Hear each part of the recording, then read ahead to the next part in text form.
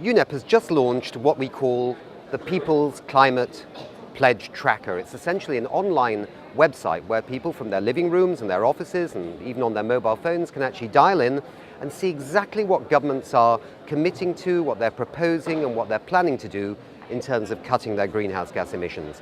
And in a sense, people will be able to bear witness to whether governments are meeting the ambition of this Copenhagen Climate Conference, whether they're actually seriously reducing their emissions down to the level that scientists say we must do by 2020, and that is around 44 gigatons of CO2 equivalent.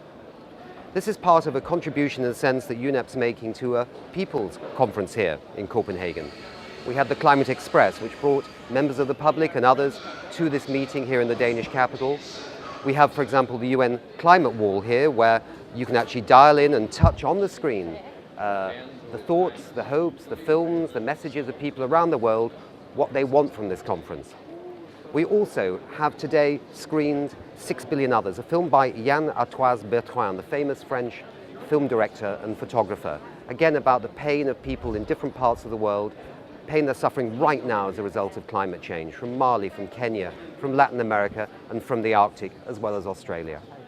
And next week, when the heads of state come, we hope to be able to bring the People's Orb, this wonderful silver orb which contains the messages and the pledges of some 12.5 million people here, including the UN Seal the Deal, to the heads of state in the plenary.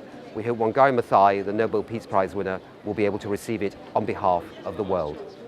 This is Nick Nuttall, UNEP TV, here in Copenhagen.